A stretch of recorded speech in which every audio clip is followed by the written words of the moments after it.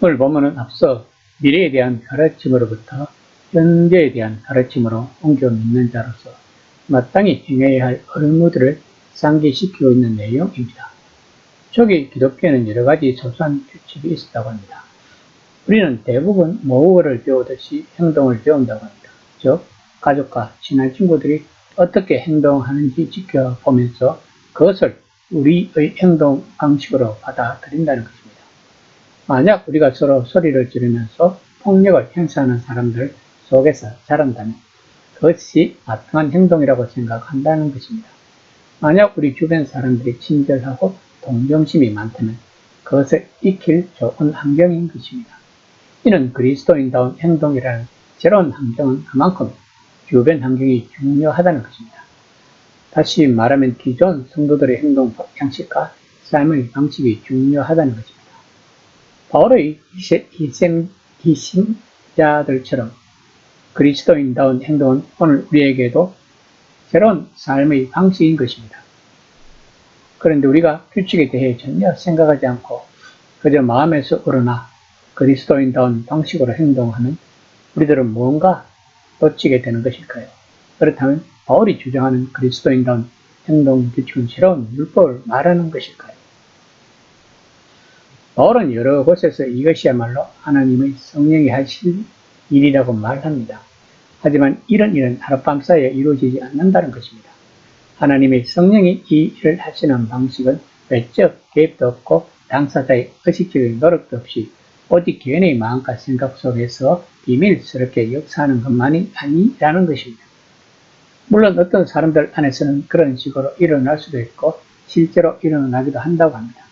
하지만 바울은 오늘 본문에서 말하는 것과 같이 하나님의 성령은 새로운 행동 양식, 그리스도인으로서의 삶을 살아갈 수 있도록 도와준다는 것입니다. 즉, 주의 깊은 기독교적 가르침과 리더십을 통해서 가르침을 받을 수 있다는 것입니다. 5장 10에서 13절입니다. 형제들아, 우리가 너희에게 구하노니 너희 가운데서 수고하고 주 안에서 너희를 다스리며 원하는 자들을 너희가 알고 그들의 역사로 말미암아 사랑 안에서 가장 길이 여기며 너희끼리 화목하라. 바울은 교회에서 지도하고 가르치는 이들에게 관심과 사랑과 적절한 재정적 보상을 제공하라고 핵심자들에게 여러 곳에서 권면하고 있었습니다. 물론 이것은 데살로니가의 지도자와 교사들이 얼마 전에 그리스도인이 되었다는 점에서 훨씬 더 주목할 만할 것입니다. 하나님이 이 사역을 위해 부르시고 준비시키신 사람들이 이미 그곳에 있었다는 것입니다. 이들이 아무리 하나님에 의해 부르심을 받고 사람들의 존경을 받는 영적 지도자라고 할지라도 인간적인 약점과 허물이 있을 수 있다는 것입니다. 그러나 그들이 하는 일은 하나님께서 맡겨주신 선한 일이기 때문에 개인적인 감정이나 평가에 의해서가 아니라 하나님의 뜻이 그에게서 실행되는 것이 중요한 문제일 것입니다. 데살로니가 교회는 다른 교회들에 비해 모범적인 교회였지만 문제가 전혀 없는 교회는 아니었을 것입니다. 바울은 사랑을 강조하면서 화목하라고 강조하고 있습니다. 하나님 사랑과 이웃 사랑이 있으면 그것은 어디든지 바로 천국인 것입니다. 그것을 우선 교회 공동체에서 실현하라는 뜻일 것입니다. 교회가 이것만 되면 세상은 교회를 다시 볼 것입니다. 그리고 공동체 전체가 서로 주고받는 선한 영향력을 통해서 성령이 역사하신다는 것입니다. 5장 14에서 15절입니다. 또 형제들아 너희를 권면하노니 여러 자들을 권계하며 마음이 약한 자들을 격려하고 힘이 없는 자들을 붙들어주며 모든 사람에게 오래 참으라. 상가 누구에게든지 악으로 악을 갚지 말게 하고 서로 대하거든 모든 사람을 대하든지 항상 선을 따르라. 그리스도인 각자가 각 그리스도인 그룹이라 가지고 다른 사람들의 필요를 주시하고 필요한 것에 위로와 경고와 격려와 본보기를 제공해야 할 책임이 있다는 것입니다. 어려움을 회피하면서 최선을 기대하는 것으로 충분하지 않다는 것입니다. 우리는 다른 그리스도인들에게 더 나아가 모든 사람에게 좋은 일을 할 방법을 적극 찾아야 한다는 것입니다. 이것이 바로 그리스도인의 삶의 방식이라고 본문에서 말하고 있는 것입니다. 그리고 성령이 일하시는 방식을 소소하게 목록을 만들어 기억하기 쉽게 건면하고 있습니다. 5장 16에서 21절입니다. 항상 기뻐하고 쉬지 말고 기도하라. 범사에 감사하라. 이것이 그리스도 예수 안에서 너희를 향하신 하나님의 뜻이니라.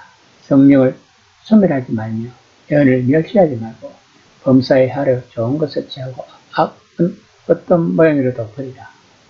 오늘 본문은 많은 그리스도인들이 마음의 지표로 삼고 있는 유명한 구절일 것입니다. 바울은 신생교회가 그리스도인다운 행동, 언어를 신속하게 배울 수 있도록 이런 목록을 모아 놓았습니다.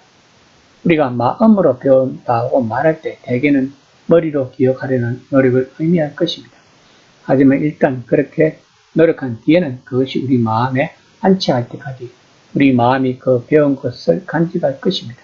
이것이 이 목록에서 바울이 의도하는 바일 것입니다. 이 목록은 기쁨으로 가득합니다. 초기 그리스도인들은 고난을 많이 겪었을 것입니다. 바울은 그들이 고난 가운데서 기뻐하는 법을 배우기를 바랐던 것입니다. 하나님이 무엇을 주시든 그분께 감사하기 어려울 때도 있을 것입니다. 하지만 감사는 세상을 다스리시는 예수님의 주권이 공개해지고 보편적으로 인정받기에 앞서 예수님의 주되심을 찬양할 때 따라 나온다는 것입니다. 그 다음에 가장 단순하면서도 가장 심오한 기본 도덕 규범이 나온다는 것을 바울이 말하고 있는 것입니다. 바울은 성도들에게 좋은 것을 발견하거든 두 손으로 굳게 붙들라. 하지만 악해 보이는 것이면 무엇이든지 멀리하고 깨끗함을 유지하라고 건면하고 있는 것입니다.